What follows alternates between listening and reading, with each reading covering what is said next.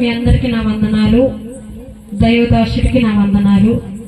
ఇప్పుడు మేము వేయబోయే స్కిట్ ఏంటంటే ప్రార్థన ద్వారా శక్తి. అంటే ప్రార్థన ద్వారా ఆనాడు ఏబు తన గృహానికి ఎలా ఖర్చు నాటుకున్నాడో, అలాగే ప్రార్థన లేని వెడల అపవాది మన జీవితాలని ఎలా విజయిస్తాడో, వాడి క్రియల ద్వారా మనల్ని ఎలా మార్గాన్ని నడిపిస్తాడో ఈ చిన్న స్కిట్ ద్వారా తెలుసుకున్నాం. సాతాన సైన్యముకు ప్రణామం. ఏమే పొట్టి పాపమా, నువ్వు ఎందుకు వచ్చావు ఇక్కడికి?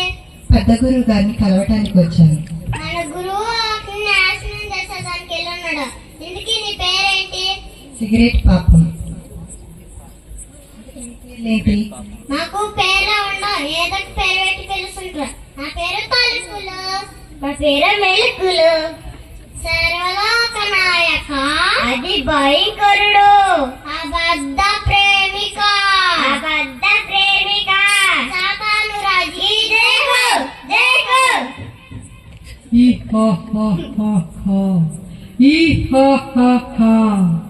ఈ సృష్టి ప్రపంచం ఈ సర్వ మానవాళి ఏనాడో నా వశమై ఉన్నవి. కానీ మధ్యలో ఆ క్రీస్తు వచ్చి చిలువెక్కి చనిపోయినట్లే నన్ను కూడా చనిపోయానని అనుకున్నారు. కానీ ఇప్పుడు నేను కేవలం నా తోక మాత్రమే ఆడిస్తున్నానని అనుకుంటున్నారు. ఈ లోకములో ఉన్న వారందరూ నేను సృష్టించిన పాపాలకు బానిసలే. ప్రతి ఒక్క ఆత్మను నాతో పాటే ఆ బహు సుందరమైన ప్రదేశానికి అనగా నరకానికి వారిని తీసుకొని పోతాం. మోసం, దొంగతనం, అసూయ, కోపం వంటి వ్యసనమైన అలవాటులకు గురి చేసుకుంటూ వస్తున్నాం. కానీ ఇంకా కొంతమంది నా మార్గానికి రావటం లేదు. అందుకే సాతాన సైన్యమా, మీరు వెళ్ళి ప్రతి ఒక్క ఆత్మను నాశనం చేసి వారి ప్రాణానికి విసుగు పుట్టించి మన మార్గానికి తీసుకోరండి.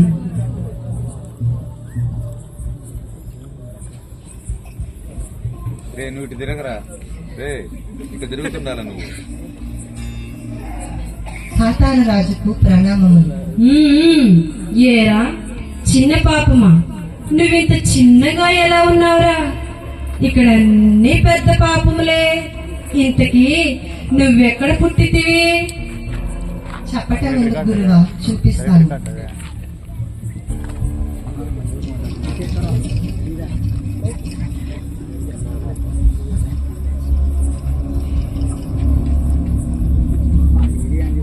ఎలాగో మన కాలేజ్ అయిపోయింది కదా, చిన్న పార్టీ చేసుకుంటూ సిగరెట్ తాగుతూ మాట్లాడుకుందాం రండా. ఇప్పుడు మనం పెద్దవాళ్ళ ఉన్నారా, ఇంకా సిగరెట్ ఏంటా? సరదాగా దమ్ము కడతాం, ముందు దాకా ఎంజాయ్ చేద్దాం. నాకంటే అలవాట్లు లేవురా. ఫ్రెండ్స్ అందరం పార్టీ ఇస్తున్నప్పుడు కాదనకూడదురా. మాకేమైనా అలవాట్లు ఉన్నాయా? మేము అలవాటు చేసుకోవట్లేదా? రారా రారా తిరగండి, మాట్లాడేటప్పుడు తిరగాలి. మాట్లాడేది కూడా అలా జరిగింది గురువా. తర్వాత ఏమైందిరా? అది ఏది అది ఇదని మొన్న అనొచ్చాడు గురువా. వీళ్ళిద్దరు కూడా ఇటు తిప్పండి. అది నలుగురు తిరగనా? అది ఈ సిగరెట్ తాగుతుంటే ఎంత హాయిగా ఉందో, మనసు ఎంత ప్రశాంతంగా ఉందో. ఆహా, ఈ మందు తాగుతుంటే నన్ను నేనే మర్చిపోతున్నట్లుందంట.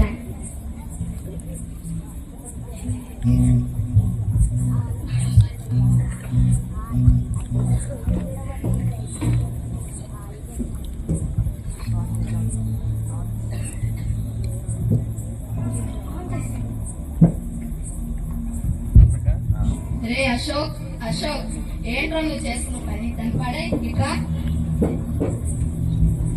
నువ్వు చదువుకోవడానికి బెడ్ పంపిస్తే నువ్వేంద్ర అలాంటి అలవాట్లు నేర్చుకుంటున్నావు? అలా చేయొచ్చునా? బా ఇంటికి వెళ్దాం.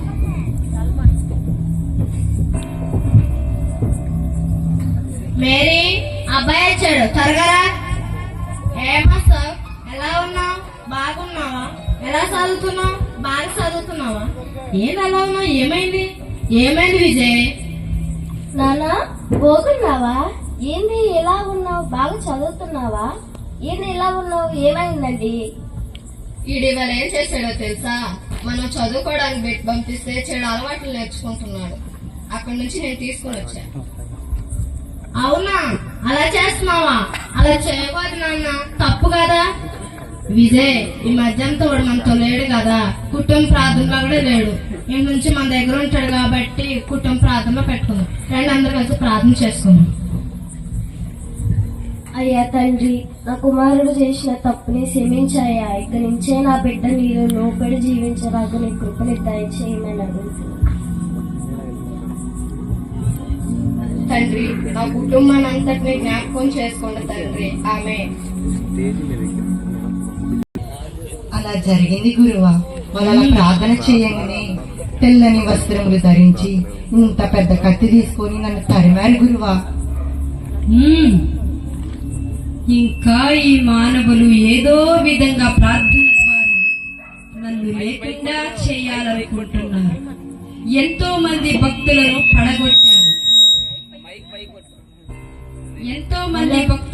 పడగొట్టాను. సాంసోన్ని వ్యభిచారం అనే బాణం వేసి నాశనం చేశాను. అననీయ సఫీరాలను ధనాశతో పడగొట్టాను.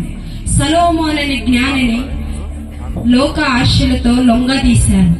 ఇన్ని కథలు రోజు నా ఇంటూ కూడా ఇంకా నాకు మ్రొక్కకుండా ఆ గొర్రెల కాపరిని ఆరాధిస్తున్నారు. అయినా ఆయన చేతుల్లో రక్తం తప్ప మరి ఏదీ లేదు. అదే నా చేతుల్లో ఆనందం, సంతోషం, సుఖభోగ్యం. పలుకు మెలుగు. మీరు వెళ్ళి ఆ ప్రార్థన చేస్తున్న గృహములో ఒకరికంటే ఒకరికి కలతలు రేపి, గొడవలు రేపి మన మార్గానికి తీసుకురండి. వెళ్ళండి.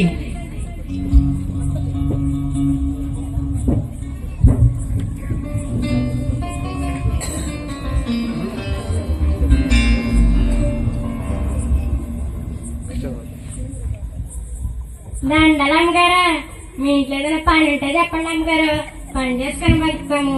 ఇంట్లో చాలా కష్టాలు ఉన్నాయి అమ్మగారు, మీరు చేసిన పని అలా చేస్తాను అమ్మగారు.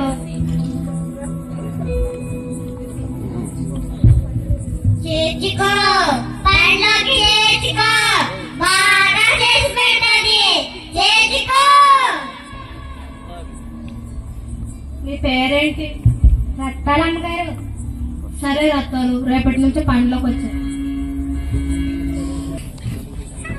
మేరీ మేరీ, ఏందండి? ఇగో ఈ నెల జీతం డబ్బులు. అమ్మేది? అమ్మ ప్రార్థనకి వెళ్ళిందండి. సరే, అమ్మ వస్తే ఆ నెల జీతం డబ్బులు ఇచ్చే. నేను 2 రోజులు ఊరు వెళ్తున్నా.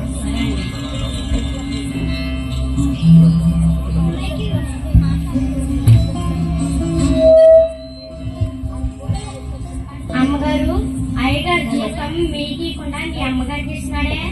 అవును రత్తాలు, ప్రతి నెల మా అత్తమ్మకే ఇస్తాడు.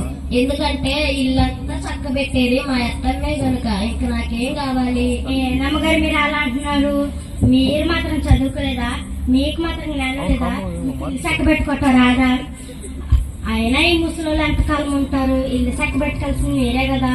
అదే మా ఇంట్లో అయితే మా అత్తమ్మ గారు కూర్చోమంటే కూర్చోడిది, బయటలేమంటే బయటలేమంటది.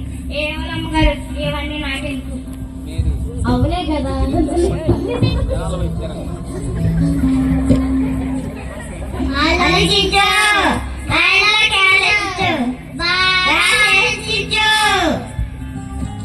అవునే కదా. రత్తాలు, కొంచెం మంచి నీళ్ళెత్తరా.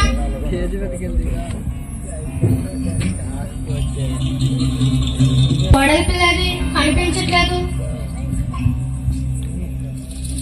అమ్మగారు, మీ కోడలి పిల్ల అయ్యగారు జీతం ఇస్తే ఫోన్లో ఎవరితో మాట్లాడి షాపింగ్కి వెళ్ళింది అమ్మగారు. షాపింగ్ కా? తన టెట్టెళ్ళని నాకు చెప్పకుండా ఆ జీతం డబ్బులు పెట్టి కొన్ని అప్పులు కడదాం అనుకున్నా. ఆ జీతం డబ్బులు పెట్టి కొన్ని సామాన్ తీసుకొద్దాం అనుకున్నా. తన టెట్టెళ్ళని ఇది కూడా అన్నారు అమ్మగారు. నేను మా మాత్రం చదువుకోలేదా? నాకు మాత్రం జ్ఞానం లేదా? నాకు తెలిసాక పెట్టుకోవటం రాదా? అయినా ఈ ముసలి ఎంతకాలం ఉంటారు? నా మొగుడు తెచ్చే జీతం నాకు నా పిల్లలకి. అవునా? అలా మీద తనకు వంట చేయడమే రాదు, నిద్రపోతే ఏ టైంకి లేచి తనకే తెలదు. రాని దాని సంగతి చెప్తా.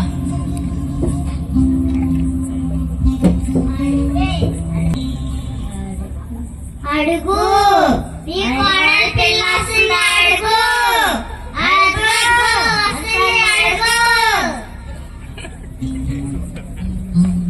ఆగు అక్కడే.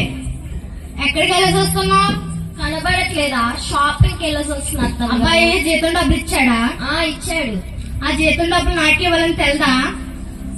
అయినా ఇక నుంచి నువ్వేమి ఇల్లంతా చక్క పెట్టాల్సినంత అవసరం లేదు. ఇక నుంచి ఇల్లు బాధ్యత అంతా నేను తీసుకుంటా.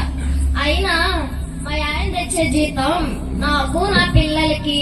అయినా నీకంత కష్టంగా అనిపిస్తే ఉంటే ఉండు, లేకపోతే చల్లగా బయలుదేరి చట్టం. నన్ను అంత మాట అంటావా? వసే, ఇల్లు ఎవరి పేరు మీద ఉంది అనుకుంటున్నావే? నా మొగుడి పేరు మీద ఉండు. నా కొడుకు రాని అట్టు వింటే తేలిపోవాలి. రాని నీ కూడా చూస్తా. ఎవరు చెప్పారు అందరూ ప్రేమగా ఉంటారని? ఒకవేళ ప్రేమగా ఉన్నా అక్కడ నేనుంటే ఇలాగే ఉంటుంది, గందరగోళం, గొడవలు. నాకిష్టమైన వారు మాత్రమే ఇలాగే ఉంటారు, కొట్టుకుంటూ తిట్టుకుంటూ.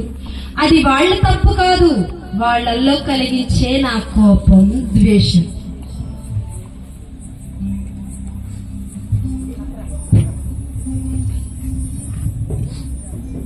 Mary, Mary.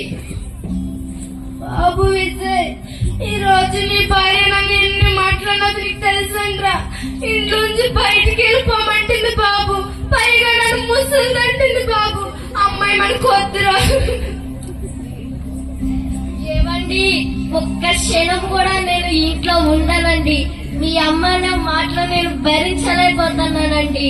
మనం వెళ్ళిపోదామండి, ఏరే కాపురం పెట్టుకున్నామండి. ఇల్లేదో ఆవుకే రాసివ్వండి. ఏంటి మనం అంటుంది? నువ్వేమన్నావు? ఆ అమ్మాయి మంచిది, వాళ్ళ కుటుంబం మంచిది, నాకు ఇష్టం లేకపోయినా ఆ అమ్మాయి మంచిదని చెప్పావు కదా. ఆ అమ్మాయి మంచిది, వాళ్ళ కుటుంబం మంచిది అన్నావు కదా. ఇప్పుడేంది ఇలా మాట్లాడుతున్నావు? నువ్వు మాత్రం పెళ్ళైతే అత్తగారిని బాగా చూసుకుంటా, అత్తకి లోబడి జీవిస్తా అన్నావు కదా. ఇప్పుడేంది వెళ్ళిపోదాం అంటున్నావు?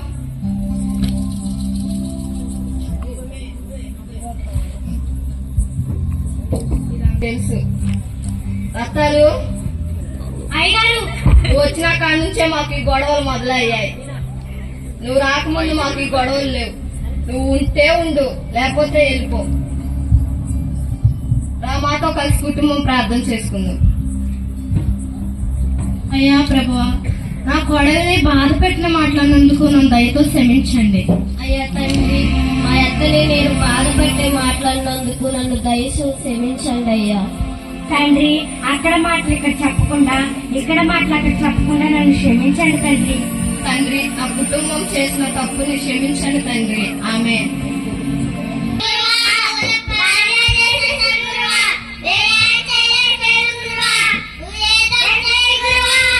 నన్ను మాత్రం ఏం చేయమంటారా? వాడు ప్రార్థన చేస్తున్నారా? ఆనాడు ప్రార్థన ద్వారా ఏబు తన గృహానికి ఎలా కంచి నాటుకున్నాడో, ఇప్పుడు వీడు కూడా ప్రార్థన ద్వారా తన కుటుంబానికి కంచి నాటుకున్నాడు. వీడి జీవితంలోకి నేను మరలా వస్తా. వాడు ప్రార్థన అనే కగ్నం చేతబట్టి ఉన్నాడ్రా. మరేమి చేయలేం, తలుకు మెలుకు.